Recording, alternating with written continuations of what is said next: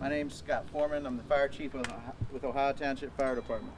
The following update for the current incident in the 5200 block of Van Road will include updates from Ohio Township Fire Department, EPA, IDEM, Warrick County Emergency Management Agency, Warrick County Health Department. Currently, the fire has been extinguished and no hazardous materials have currently been detected leaving the property. The current situation has stabilized and is transitioning from mitigation strategy to recovery strategy. This transition still includes continuous air monitoring and sampling for hazardous materials in the affected area by EPA and IDEM. All agencies operating on the incident, number one concern still remains the safety and well-being of the public.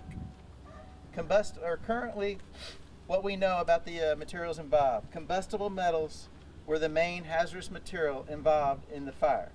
Examples would be magnesium, aluminum, and zinc. Although analysis of the area is still being conducted to determine if any other hazardous materials were involved in the fire. It has been determined that the facility had numerous hazardous materials on site. Though the majority of those hazardous materials were stored within the structure was not involved in the fire throughout the incident. No injuries or fatalities were sustained during the incident.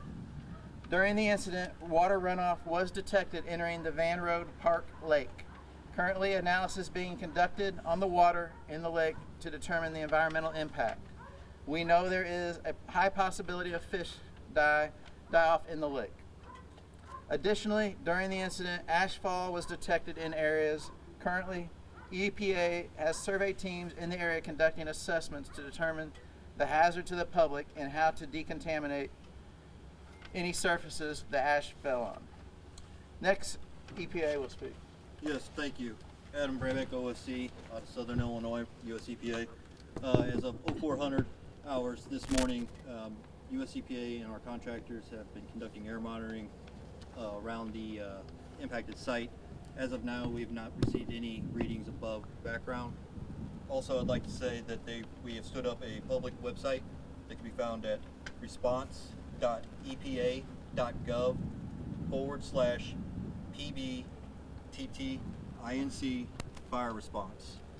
This website's being stood up so citizens or property owners, if they experience or have seen any fire ash debris on their property, they can go to this website and report that location, and we'll also be updating that website frequently and working with the county health department. Thank you. Next, the representative from IDEM will speak. Andy Stitchfield, Indiana Department of Environmental Management, Emergency Response. We were on scene yesterday about 4:30.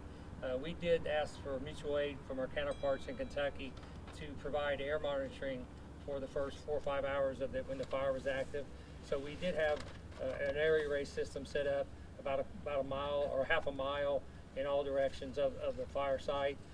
We had no detectable concerns during the active fire.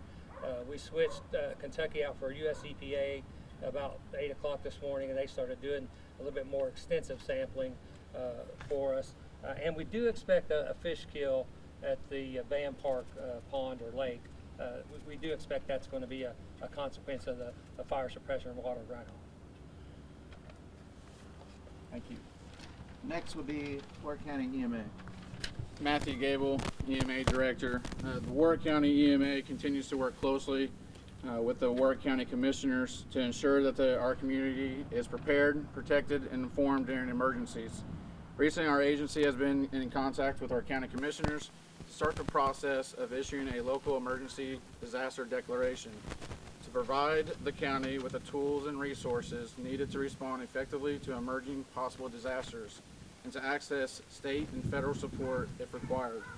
During a recent incident, residents raised an important question about the Integrated Public Alert and Warning System, IPAWS, and why some individuals received alerts while others did not. After careful review and research, Warrick County EMA identified the issue that was the radius of the shelter in place. We were informed that the issue was fixed by the IT support. In addition, in IPAWS, Warrick County EMA remains committed to ensuring information is pushed out across multiple platforms.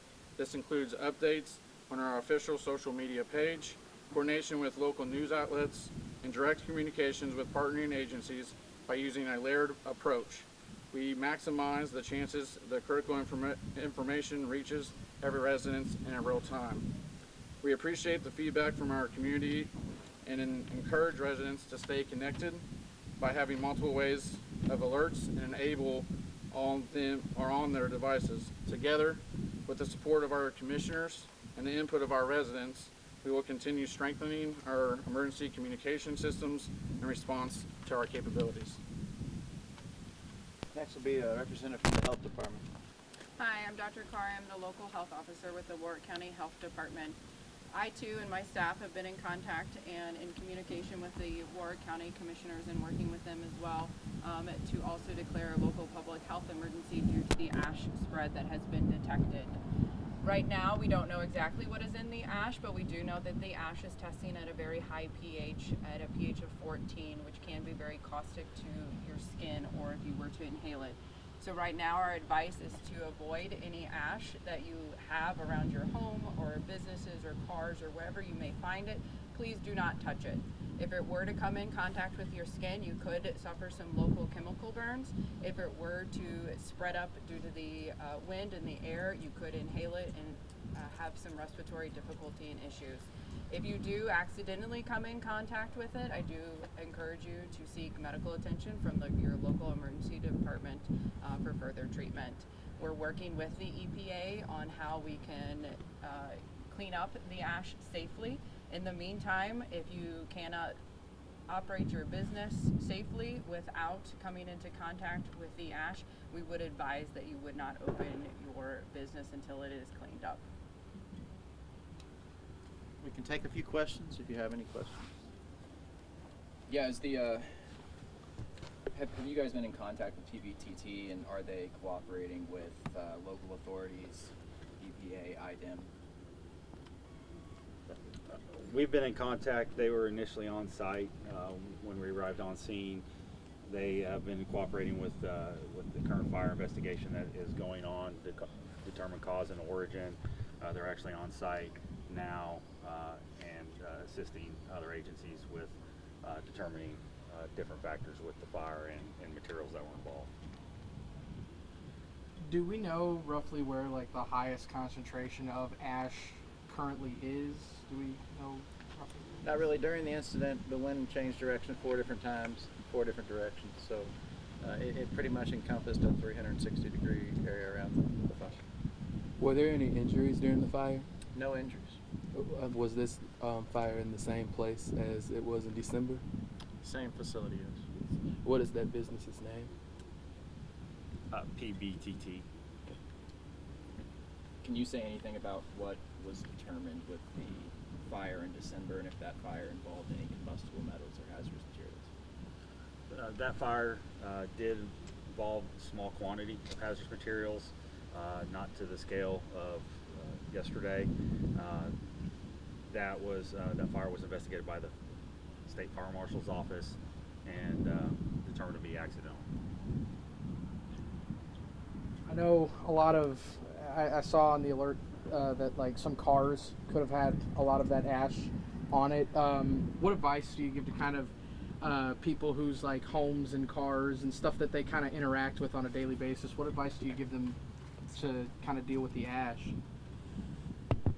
Right now, that's what we're working with the EPA on, coming up with a plan and advice on how to get rid of the ash from your personal property, whether it be the house or the car or whatever it is. And at this point, again, we advise you not to touch it or come into contact with it. Now, there was a baseball practice not too far from where the fire was. There were people who had the debris fall in their hair and on their skin and stuff like that. Is there anything you would like to say to those people that came in contact with it? I mean, I would say if they're having any signs of chemical burns or irritation to their skin or difficulty breathing, seek medical attention. But as of this time, talking with local emergency departments, we have not really seen an influx in patients, nor have we seen an influx of calls to 911 dispatch center calling for people who have been in contact with it. Were there any kind of, I know you mentioned some trouble getting the alert out. What was it that you said caused that, or? So when we were talking with IPAWS and the state watch desk, we came up with it was a radius issue. So when we put the shelter in place, you put a radius around it where we need to shut down and shelter in place, or what we call a polygon. And when they were issuing those polygons in the radius, we had an issue with that to get the alerts out. And then they were quick on response to get that fixed. Okay. How did you guys kind of determine, like, did you go into the facility to like find those metals? Did you like look in the ash? Like, how did you determine what metals were burning? Well, we know it was combustible metals. The chief said we used some examples. We do know they have at least 2 types of combustible metals on site here. It will take further analysis to 100% determine that those were the ones involved, but they do have magnesium and aluminum on site, so we still need to 100% determine that. Now, I know the Humane Society had to evacuate. Were there any other local businesses or local areas that had to evacuate as well that y'all know of? We evacuated all of the immediate businesses around here, utilizing the fire service and personnel and Warrick County Sheriff's Office. We then utilized the shelter-in-place order for all other surrounding areas, so people would not travel through any smoke or plumes. Oh, that's cleared up now for them to drive. Yes, we released all the shelter-in-place orders at 7, I believe it was 6 or 7 a.m. this morning. Had the company, there's the fire in December that involved, you said, a small quantity of these materials. Had they communicated with emergency management or local officials in the past? Was this a company that was subject to any reporting requirements on the kinds of materials it handled? I know some companies that handle hazardous materials have to inform local communities. So we have what's called Tier 2. You have to meet a certain threshold to be on that Tier 2, and this company was reporting that it was not meeting that threshold, so at that time they do not have to report to Tier 2. What are those tiers? I'm still kind of curious. What? That's just my understanding of it.